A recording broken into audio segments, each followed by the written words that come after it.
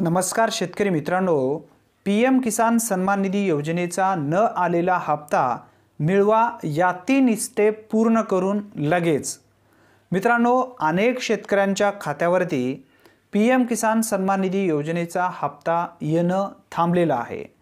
कोणाला 14वा हप्ता मिळालेला नाही आहे, 13वा मिळालेला नाही आहे, 12वा मिळालेला नाही आहे, 11वा मिळालेला नाही आहे आणि अनेक शेतकऱ्यांना 15 नोव्हेंबर 2023 रोजी केंद्र शासनाच्या माध्यमातून देशाचे पंतप्रधान नरेंद्र मोदीजी यांच्या हस्ते 15वा हप्ता 15 नोव्हेंबर 2023 रोजी ट्रान्सफर करण्यात आला। अनेक शेतकऱ्यांच्या खात्यावरती आत्तापर्यंत 15वा हप्ता जमा झालेला नाही आहे। मग या ठिकाणी शेतकऱ्यांना एक शंका येत आहे की पीएम किसान सन्मान निधी योजनेमधून आम्ही बाद तर झालेलो नाही का, की आम्हाला या योजनेचा खरंच लाभ मिळणार नाही का, असा प्रश्न अनेक शेतकऱ्यांना नक्की पडलेला असावा। मित्रांनो, याचा पूर्ण उत्तर, खरंच तुम्हाला जर हप्ता मिळवायचा असेल तर काय केलं पाहिजे, कोणत्या 3 स्टेप तुम्हाला पूर्ण करायचे आहेत, या 3 स्टेप जर तुम्ही पूर्ण केलात तर लगेच तुमच्या खात्यावरती रुकलेला हप्ता आणि येणारा जो हप्ता आहे तो सहजरित्या मिळवता येतो। या व्हिडिओच्या माध्यमातून या संदर्भातील पूर्ण माहिती आपण जाणून घेणार आहोत। मित्रांनो, पीएम किसान सन्मान निधी योजना ही केंद्र शासनाच्या माध्यमातून शेतकऱ्यांसाठी चालवली जाणारी एक महत्त्वाकांक्षी योजना आहे। या योजनेअंतर्गत प्रत्येक शेतकऱ्यांना प्रति वर्षासाठी प्रति 4 महिन्यामध्ये 2000 रुपये याप्रमाणे केंद्र शासनाच्या माध्यमातून 100% अनुदानावरती ट्रान्सफर केले जात आहेत आणि याच योजनेच्या धर्तीवरती राज्य शासनाच्या माध्यमातून नमो शेतकरी महासन्मान निधी योजना सुरू करण्यात आली। या योजनेचा पहिला हप्ता सुद्धा ट्रान्सफर करण्यात आलेला आहे।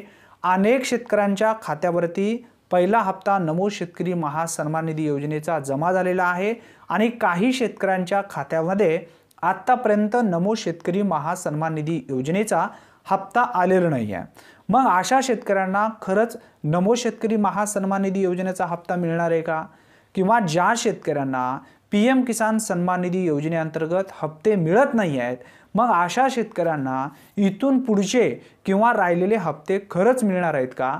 मित्रांनो, याचं उत्तर आहे हो। तुम्हाला जे काही रुकलेले हप्ते आहेत आणि येणारे जे हप्ते आहेत सहजरित्या मिळवता येतात। फक्त 3 स्टेप तुम्हाला पूर्ण करायचे आहेत। मित्रांनो, ह्या 3 स्टेप कोणकोणत्या आहेत या संदर्भातील पूर्ण माहिती आपण जाणून घेणार आहोत। त्यासाठी व्हिडिओ स्किप न करता नक्की शेवटपर्यंत पहा। पहिली स्टेप आहे लँड सीडिंग। आता अनेक शेतकरी या ठिकाणी कानाडोळा करत आहेत। लँड सीडिंग म्हणजे तुमची जमिनीची नोंदणी इथं ऑनलाईन पद्धतीने महसूल विभागामध्ये नोंदवावी लागते। मग ही जर लँड सीडिंग तुमची नाही जर झाली तर तुम्हाला हप्ता येणार नाही आहे, हे ध्यानात ठेवा। आता लँड सीडिंग जर तुमचं पूर्ण करायचं असेल तर पूर्वी जी जबाबदारी देण्यात आली होती तहसीलदाराकडे, म्हणजे तहसील कार्यालयाच्या माध्यमातून लँड सीडिंगचा जो काही प्रॉब्लेम आहे तो दूर केला जात होता। अनेक शेतकरी तहसील कार्यालयामध्ये लँड सीडिंगच्या संदर्भात जो फिजिकल व्हेरिफिकेशनचा फॉर्म आहे तो दिलेला होता, परंतु अजून अनेक शेतकऱ्यांचा लँड सीडिंगचा प्रॉब्लेम पूर्ण झालेला नाही आहे, नो मध्येच अडकून आहे। मग अशा शेतकऱ्यांनी काय केलं पाहिजे, तर मित्रांनो ध्यानात ठेवा, आता केंद्र शासन आणि राज्य शासनाच्या माध्यमातून वारंवार आव्हान सुद्धा करण्यात आल्या होत्या की तुम्हाला 3 स्टेप पूर्ण कराव्याच लागणार आहेत जर तुम्हाला नमो शेतकरी महासन्मान निधी योजनेचा किंवा पीएम किसान सन्मान निधी योजनेचा हप्ता सलग तुमच्या खात्यावरती जर मिळवायचा असेल तर। आता लँड सीडिंगची जी जबाबदारी आहे कृषी सहाय्यक यानी की कृषी ऑफिसच्या माध्यमातून आता करण्यात आलेली आहे। तुमचा जो काही लँड सीडिंगचा प्रॉब्लेम आहे तो प्रॉब्लेम जर तुम्हाला दूर करायचा असेल किंवा लँड सीडिंग नो असेल, यस करायचं असेल तर कृषी ऑफिसमध्ये जा। तुमच्या जमिनीचा 7/12, तुमचा आधार कार्ड, बँकेचा पासबुक आणि त्या ठिकाणी एक फिजिकल व्हेरिफिकेशनचा फॉर्म भेटेल।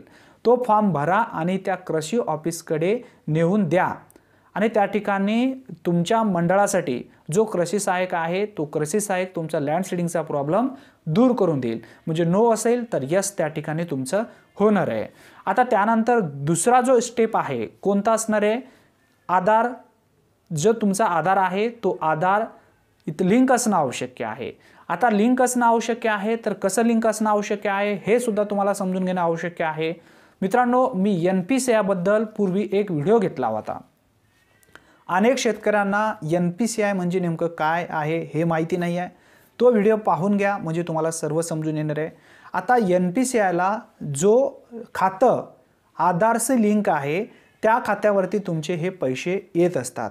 आता त्यासाठी अनेक शेतकऱ्यांनी, मी मागे व्हिडिओ घेतला होता, अनेक शेतकऱ्यांनी पोस्ट ऑफिसमध्ये खातं खोललं आणि त्या खात्यावरती पैसे सुद्धा भरपूर शेतकऱ्यांचे आलेले आहेत। मला फोन सुद्धा केलेले आहेत, व्हॉट्सअपवरती मेसेज सुद्धा भरपूर आलेले आहेत। मित्रांनो, आता बघा, जर तुमचा आधार सीडेडमध्ये जर तुमचं अडकलेले असेल पैसे किंवा जे 3 टिका आहेत, तुम्ही जेव्हा स्टेटस पाहताय, स्टेटस पाहत असताना तुम्हाला त्या 3 ग्रीन टिक जे आहेत ते पूर्ण करावे लागतात। म्हणजे यामध्ये एक EKYC आहे, त्यानंतर आधार सीडेडचा आहे आणि लँड सीडिंगचा आहे।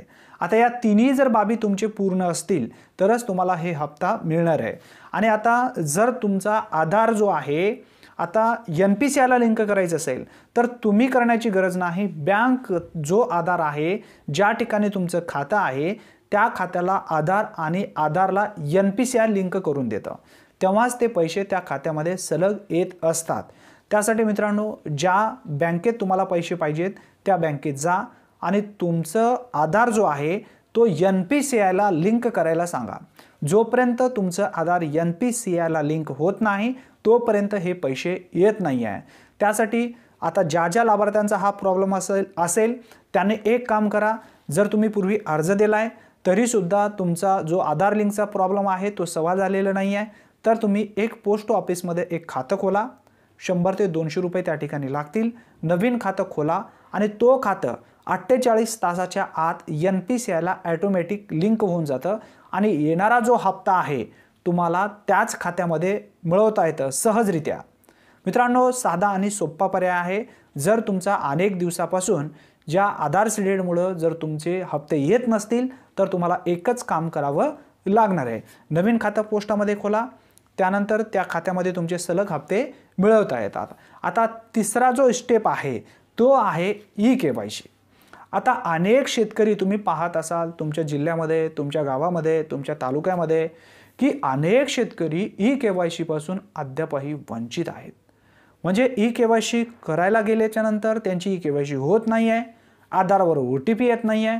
मग अशा शेतकऱ्यांनी काय केलं पाहिजे? अशा शेतकऱ्यांनी ध्यानात ठेवा मित्रांनो, केंद्र शासनाच्या माध्यमातून एक ॲप सुद्धा या ठिकाणी देण्यात आलेला आहे। तुमचा जो चेहरा आहे तो चेहरा दाखवून सुद्धा तुम्ही EKYC सहजरित्या करू शकता। CSC सेंटरवरती जा, त्या ठिकाणी तुम्हाला जो काही KYCचा प्रॉब्लेम असेल तो KYC सहजरित्या तुम्हाला करून त्या ठिकाणी मिळणार आहे। आता अनेक शेतकरी म्हणत आहेत माझ्या बँकेमध्ये EKYC झालेली आहे, माझी KYC झालेली आहे। मित्रांनो, ती KYC वेगळी आणि ही KYC वेगळी। ध्यानात ठेवा, परत एकदा सांगायला लागलो, बँकेत गेल्याच्या नंतर KYC आणि KYC म्हणजे त्या ठिकाणी तुमचे जे डॉक्युमेंट्स आहेत ते डॉक्युमेंट तुम्ही दिल्याच्या नंतर तुमचं जो काही खातं आहे तो परत व्हेरीफाय होतो आणि खातं अपडेट होतं।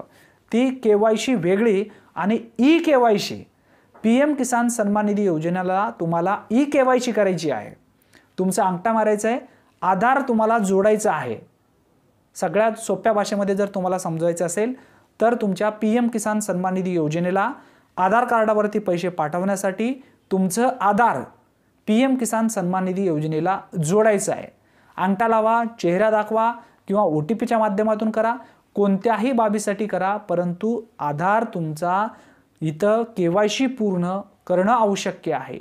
KYC करून घ्या आणि जर हप्ता तुमचा KYC मुळे जर रुकलेला असेल तर तो हप्ता तुम्हाला सहजरित्या मिळवता येतं। आता त्यानंतर असे अनेक लाभार्थी आहेत, KYC पूर्ण आहे, लँड सीडिंग ओके आहे, त्यानंतर जो आधार लिंक आहे तो पण बरोबर आहे, तिन्ही स्टेप ग्रीन आहेत, तरी सुद्धा आमच्या खात्यावरती पैसे येत नाही आहे। मग आम्ही काय केलं पाहिजे? बरोबर आहे, साहजिक आहे, प्रत्येक शेतकऱ्यांना वाटतं की मी 3 बाबी पूर्ण केली तरी सुद्धा माझ्या खात्यावरती पैसे येत नाही आहे, मग आम्ही काय केलं पाहिजे? तर मित्रांनो, ध्यानात ठेवा, आता अशा शेतकऱ्यांनी काय केलं पाहिजे? जर तुमचं आयकरच्या माध्यमातून जर तुमचा हप्ता रोखला असेल तर तुम्हाला मिळणार नाही, आयकर तुम्ही भरला असेल तर भेटणार नाही आहे। मग त्यानंतर जर या व्यतिरिक्त तुम्ही काहीच केलेलं नाही आहे किंवा तुमचा काहीच प्रॉब्लेम नाही आहे तरी सुद्धा तुमचा हप्ता जर येत नसेल तर सरळ एक कृषी ऑफिसमध्ये जा, एक अर्ज करा आणि अर्ज केल्याच्या नंतर तुमचं अकाउंट इनॲक्टिव्ह झालेलं असेल, तुमच्या तिन्ही बाबी पूर्ण आहेत तरीसुद्धा तुम्हाला पैसे येत नाही आहे, म्हणजे तुमचं PM किसान सन्मान निधी योजनेचा जो अकाउंट आहे, जो खाता आहे तो इनॲक्टिव्ह झालेला आहे।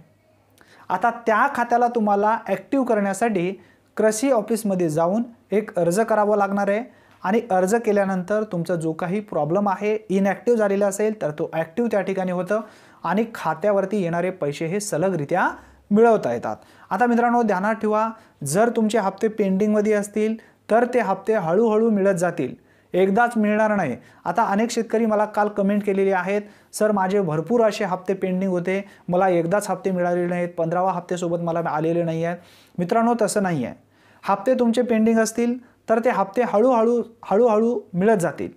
त्यासाठी येणारा जो हप्ता आहे, जो आता आलेला आहे तो हप्ता मिळालाय का पहा, हप्ता मिळालाय म्हणजे तुमचे खात्यावरती येणे पैसे चालू झाले। हे समजून तुम्हाला घेतला असेल। आता मी या ठिकाणी जे काही तुमचा प्रॉब्लेम असेल, जे काही तुमच्या शंका असतील त्या सर्व शंकांचा समाधान मी या व्हिडिओच्या माध्यमातून केलेला आहे।